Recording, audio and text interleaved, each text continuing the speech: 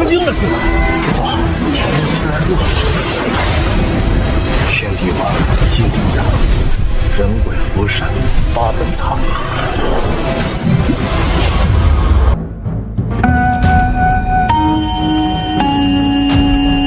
Pintu teater satu susah dibuka. Mohon para penonton naik lewat jendela.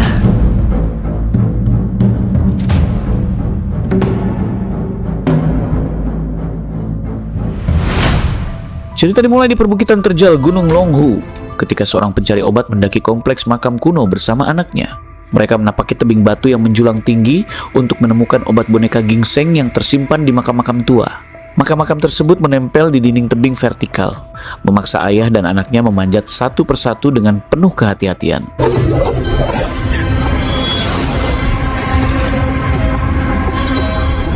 Setelah melemparkan tali ke bukit seberang, ayah dan anak yang bernama Qin Chuang akhirnya sampai di makam yang mereka tuju dan berhasil mengambil boneka gingseng dari peti.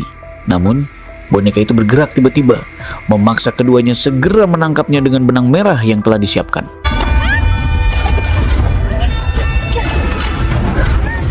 Begitu mereka hendak meninggalkan makam, segel tiba-tiba aktif dan ribuan zombie muncul menyerbu dari segala arah. Sang ayah pun berjuang sekuat tenaga untuk melindungi anaknya. Meski berani melawan, jumlah zombie terlalu banyak, sehingga ia harus berkorban dengan mendorong para makhluk itu ke jurang bersamanya, memastikan anaknya bisa selamat dari serangan maut.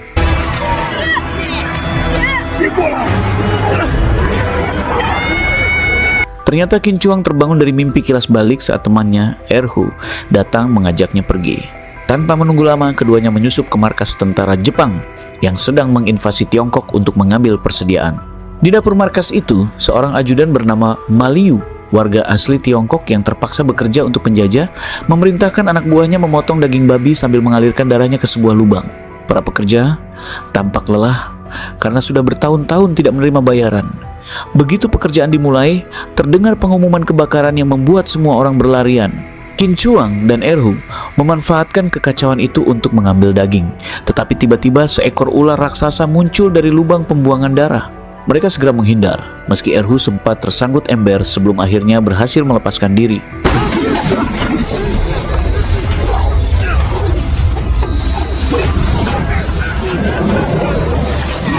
Tak berselang lama, dua tentara Jepang menyusup ke dapur. Namun mereka justru menjadi korban keganasan ular raksasa itu. Dengan ketangkasan dan keberaniannya, Qin Chuang berhasil mengalahkan ular tersebut dan melarikan diri bersama Erhu.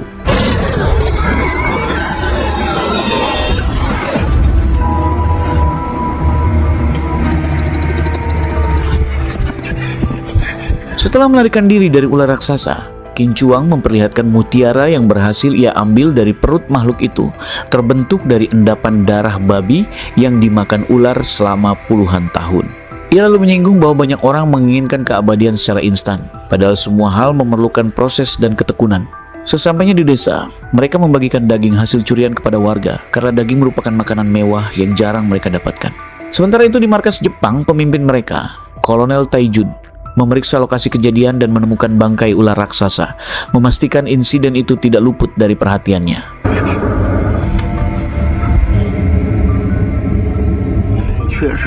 Tak lama setelah keributan di markas Jepang, Ma Liu mendatangi rumah paman ketiga Feng untuk meminta bantuan mencari pelaku kejadian tersebut.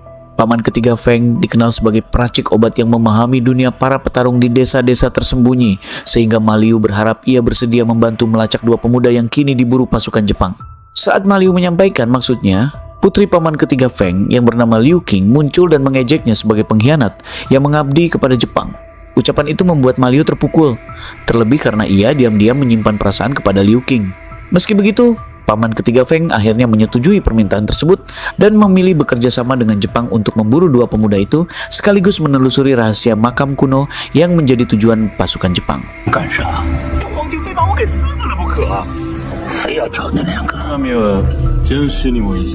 Di sisi lain, Kolonel Taijun membahas legenda Gunung Longhu bersama ajudannya Yumi. Dari percakapan itu terungkap rencana mereka untuk menemukan makam kuno milik putri dari negara Guiwei yang telah berusia ribuan tahun. Makam tersebut dipercaya menyimpan piringan reinkarnasi, sebuah benda kuno dengan kekuatan luar biasa. Menurut legenda, pada masa kuno pernah ada penguasa besar yang mengutus orang-orang kepercayaannya untuk mencari piringan tersebut agar dapat dijadikan senjata. Siapapun yang memilikinya diyakini mampu terbebas dari 6 siklus reinkarnasi dan memperoleh kehidupan abadi. Upaya itu berakhir gagal, dan kakek Kolonel Taijun meninggal setelah tidak berhasil menjalankan tugas tersebut hingga jatuh dalam keputusasaan. Kini, Taijun bertekad menemukan piringan reinkarnasi itu demi menebus kegagalan masa lalu dan memulihkan nama baik keluarganya.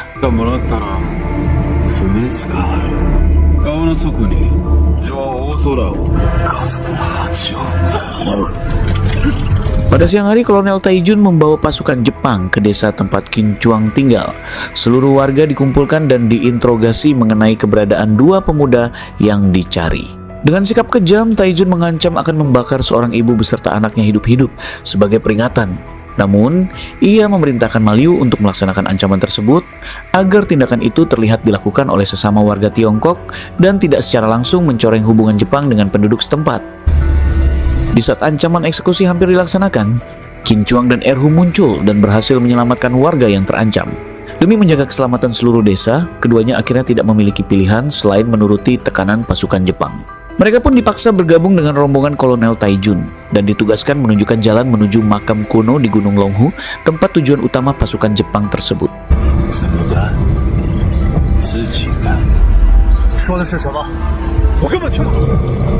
Menjelang hari keberangkatan, rombongan mulai bergerak menuju Gunung Longhu.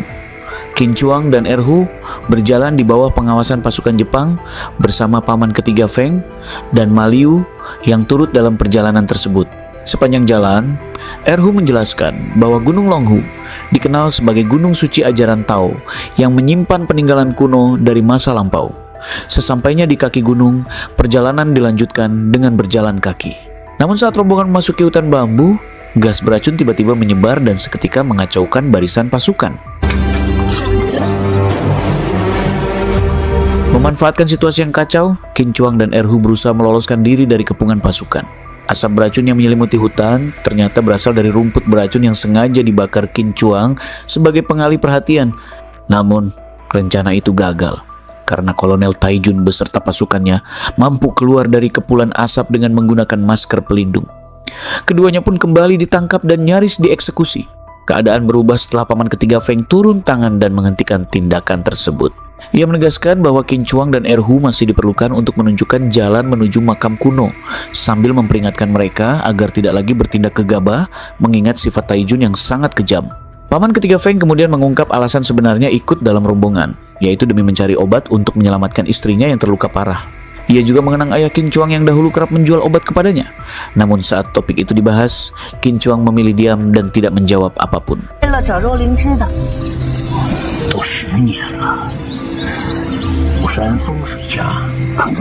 Begitu keluar dari hutan, rombongan mendadak terhenti karena pemandangan di depan mereka sama sekali tidak menunjukkan keberadaan makam. Yang terlihat hanyalah sebuah sungai lebar yang mengalir tenang. Keheranan Kolonel Taijun langsung dijawab oleh Qin Chuang yang menjelaskan bahwa Gunung Longhu tidak selalu dapat dilihat dengan mata biasa. Menurutnya, gunung tersebut mengikuti keseimbangan langit dan perubahan 6 arah akibat terbelah oleh aliran Sungai Naga. Ia menggambarkan struktur makam itu layaknya wadah raksasa dengan sungai mengalir tepat di bagian tengahnya. Cahaya kabut tampak menyelimuti area di depan mereka, sementara rimbunnya hutan menutup jalur di belakang. Berdasarkan susunan itu, Qin Chuang meyakini bahwa pintu makam Gunung Longhu berada di ujung sungai. Perjalanan pun dilanjutkan hingga malam, sampai mereka tiba di sebuah jalan suci yang dipenuhi patung dan prasasti kuno. Di lokasi itulah Qin Chuang mulai menggerakkan patung serta menggeser prasasti tertentu, hingga sebuah gerbang tersembunyi perlahan terbuka dan menyingkap jalur masuk makam yang terletak di seberang sungai. Rombongan kemudian menyeberang menggunakan perahu karet dan memasuki kawasan makam. Mereka harus melewati sungai Styx, yang dipercaya sebagai batas antara dunia manusia dan alam kematian. Setelah mencapai bagian hilir, air sungai ternyata dangkal, sehingga perjalanan dilanjutkan dengan berjalan kaki. Namun suasana berubah mencekam ketika makhluk misterius tiba-tiba muncul dari dalam air, menyeret prajurit satu persatu hingga tewas. Tembakan dilepaskan ke segala arah, tetapi para tentara sama sekali tidak mengetahui apa yang sedang mereka hadapi. Di tengah kekacauan itu, Erhu yang masih berada di perahu diserang oleh seekor monster. Berkat kesigapan Qin Chuang, Erhu berhasil ditarik ke tempat aman. Makhluk tersebut menunjukkan ketahanan luar biasa karena tembakan senjata api hingga ledakan granat tidak mampu menghentikannya.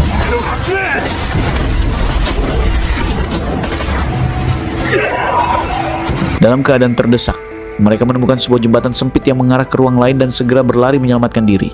Begitu semua berhasil masuk, pintu di belakang mereka mendadak tertutup rapat. Sementara itu, monster tersebut terus menghantam dari luar dengan ganas, berusaha menerobos masuk. Saat pasukan berjaga, Qin Chuang berusaha membaca dan menguraikan mekanisme pada prasasti untuk menemukan jalan keluar. Namun sebelum mereka sempat meloloskan diri, monster itu berhasil mendobrak pintu.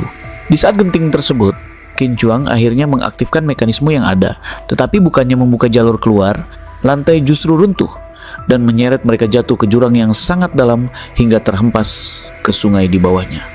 Di tengah derasnya arus, Qin Chuang teringat akan ayahnya sebelum akhirnya tersadar oleh Erhu. Keduanya terpisah dari rombongan dan memiliki kesempatan untuk melarikan diri. Erhu mengajak Qin Chuang kembali ke desa, namun ajakan itu ditolak. Qin Chuang justru mengikat Erhu dan meletakkannya di atas peti terapung agar Erhu dapat kembali lebih dulu untuk menyelamatkan warga desa.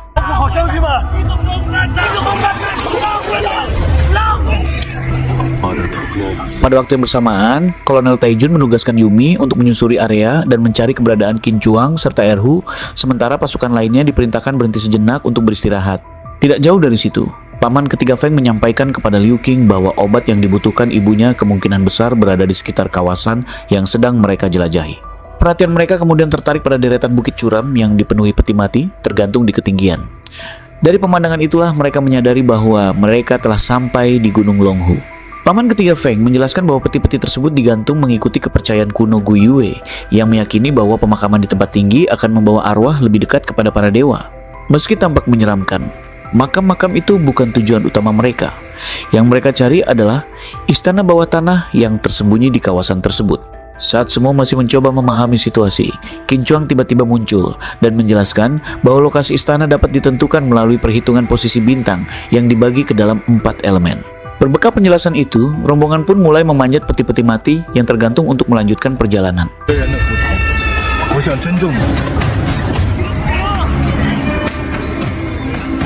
Saat mereka masih meniti jalur pendakian yang curam, Qin Chuang akhirnya memberanikan diri menyinggung masa lalu ayahnya dan menanyakan tujuan terakhir yang pernah dijalankan kepada paman ketiga Feng. Namun, jawaban yang ia terima tetap samar. Paman ketiga Feng hanya menegaskan bahwa tugas itu berkaitan dengan sesuatu yang sangat penting, meski ia sendiri tidak pernah mengetahui keseluruhan ceritanya. Beberapa saat kemudian, setelah berhasil melewati titik pendakian yang berbahaya, Qin Chuang menemukan sebuah celah tersembunyi yang mengarah ke dalam tebing. Celah itu ternyata menjadi jalan masuk menuju istana bawah tanah. Begitu mereka masuk, tampak sebuah ruang makam luas dengan susunan Feng Shui yang tertata rapi, seolah dibangun dengan perhitungan yang sangat matang sejak awal.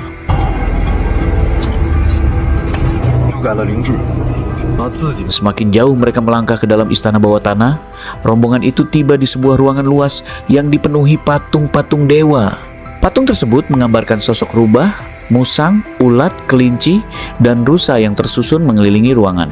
Di tengah suasana yang terasa ganjil, Maliu justru bertindak ceroboh dengan memanjat salah satu patung tanpa berpikir panjang. Melihat hal itu, paman ketiga Feng segera menegurnya dan mengingatkan bahwa patung-patung tersebut bukan benda biasa, melainkan simbol yang sangat disakralkan. Ia pun menceritakan bahwa dewa rubah kuning dikenal sebagai yang paling berbahaya. Dahulu, seorang kerabatnya pernah meremehkan patung itu dan harus menerima akhir hidup yang tragis. Sayangnya, peringatan tersebut tidak dihiraukan.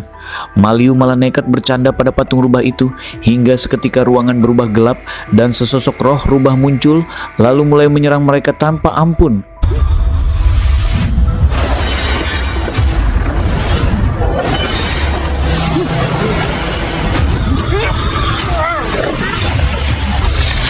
Di tengah kepanikan yang terjadi, Qin Chuang akhirnya siuman setelah dipanggil oleh Erhu. Perlahan ia memahami bahwa serangan mengerikan barusan bukanlah kejadian nyata, melainkan tipuan yang muncul akibat pengaruh lilin ritual di ruangan tersebut. Begitu sumber api itu dipadamkan, bayangan mengerikan pun lenyap seketika, dan seluruh rombongan kembali ke kondisi semula dengan kesadaran penuh. Akibat peristiwa itu, sejumlah prajurit kehilangan nyawa, dan darah mereka membasahi patung-patung dewa hingga memicu kemunculan sebuah prasasti tersembunyi. Prasasti tersebut menampilkan roda kunci yang mengarah ke kuil bawah tanah, tempat piringan reinkarnasi yang selama ini diburu Kolonel Taijun berada. Begitu melihat roda itu, Taijun langsung menunjukkan rasa puas yang tak ia sembunyikan. Di sisi lain, Qin Chuang dan Liu Qing justru menyadari bahwa susunan 5 elemen pada patung-patung dewa bukanlah kunci menuju kuil, melainkan petunjuk jalan keluar. Namun Tai Jun menolak peringatan itu dan memerintahkan Qin Chuang untuk mengambil roda kunci tersebut. Saat roda itu terlepas, gempa dahsyat pun mengguncang seluruh ruangan. Melihat keadaan semakin berbahaya, Qin Chuang segera mengarahkan Tai Jun dan pasukannya untuk berlari ke arah selatan demi menemukan jalan keluar. Sementara itu, ia bersama Erhu, Liu Qing, dan paman ketiga Feng justru bergerak ke arah sebaliknya dan berhasil menemukan pintu pelarian. Menyadari telah diperdaya, Tai Jun yang murka langsung melepaskan tembakan ke arah mereka. Pada saat bersamaan, sebuah lubang besar terbuka di area patung dewa, membuat Liu Qing terjatuh ke dalam lubang tersebut. Ketika Qin Chuang berusaha menolongnya, Kolonel Tai Jun yang diliputi amarah segera bersiap melancarkan serangan berikutnya. Tanpa diduga, Ma Liu yang tergeletak di lantai tiba-tiba bergerak dan menjegal kaki Kolonel Tai Jun, membuatnya terhenti. Dalam kondisi itu, Ma Liu mengorbankan diri dengan menyalakan granat yang dibawanya. Ledakan besar pun terjadi, menutup jalur di sekitarnya. Ma Liu gugur dalam insiden tersebut, namun pengorbanannya menyelamatkan yang lain dan menjadikannya pahlawan.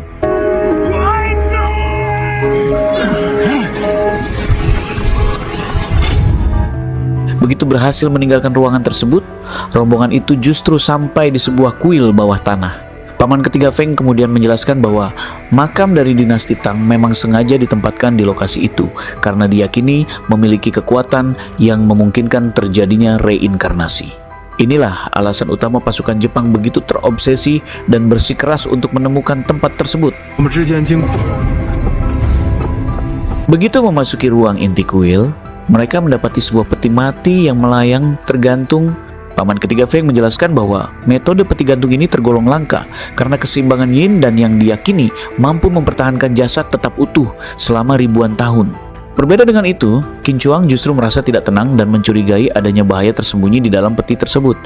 Paman ketiga Feng lalu menegaskan bahwa piringan reinkarnasi Goderma berada di dalamnya dan ia meminta Qin Chuang membukanya dengan roda kunci yang telah dibawa. Qin Chuang menolak permintaan itu. Situasi pun memanas ketika paman ketiga Feng mengangkat pistol dan mengancam. Liu Qing berusaha menenangkan ayahnya, tetapi pada saat itu Qin Chuang menyadari kebenaran bahwa sejak awal paman ketiga Feng memang memanfaatkan operasi Jepang demi mendapatkan piringan tersebut untuk dirinya sendiri. Fakta lain pun terungkap. Paman ketiga Feng ternyata mengidap penyakit berat dan 10 tahun silam ayah Qin Chuang tewas saat menjalankan misi yang sama. Ketegangan mencapai puncaknya ketika Kolonel Tai Jun tiba-tiba muncul dan menembak paman ketiga Feng hingga tersungkur. Tai Jun kemudian menangkap Erhu dan memaksa Qin Chuang membuka peti gantung itu. Saat roda kunci akhirnya dipasang, peti tersebut terlepas dan jatuh, memicu kekacauan besar yang langsung berubah menjadi pertarungan sengit.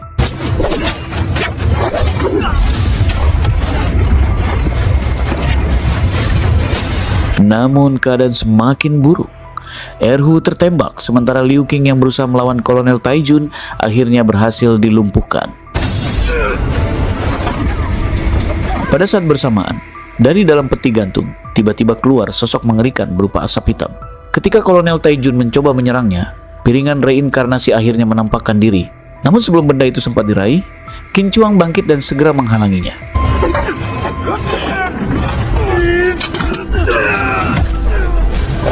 Namun keadaan berbalik buruk.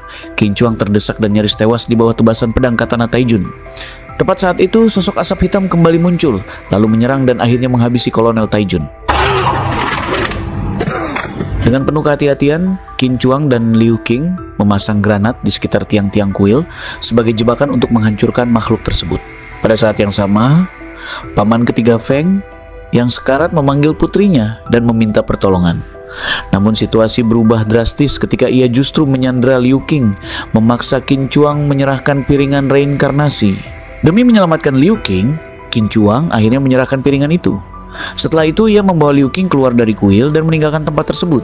Tak lama kemudian, ledakan besar terjadi, menghancurkan seluruh area kuil bawah tanah dan mengubur paman ketiga Feng beserta makhluk di dalamnya.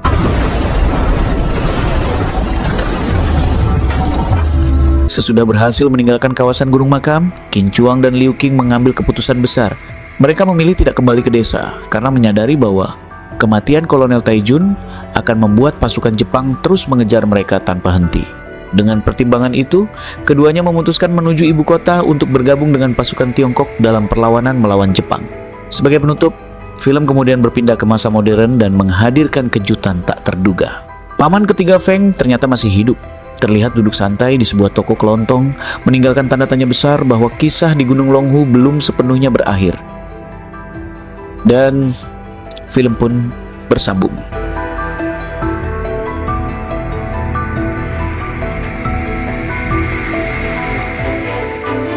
Demikian rangkaian alur cerita film Search for Coffin 2026, sebuah kisah petualangan misteri penuh ketegangan yang mengikuti perjalanan Qin Chuang, Erhu, Liu Qing, serta konflik berdarah yang melibatkan pasukan Jepang dalam pencarian piringan reinkarnasi di Gunung Longhu. Semoga rangkuman dari kembang sarjana film ini dapat menambah wawasan sekaligus menemani waktu santai kalian. Admin menyadari bahwa dalam penyampaian alur cerita masih mungkin terdapat kekurangan, baik pada detail adegan maupun penuturan cerita. Oleh karena itu, kritik dan saran sangat kami harapkan. Terima kasih sudah menonton dan terus mendukung Kembang Sarjana Film. Sampai jumpa di pembahasan film menarik berikutnya. Bye-bye!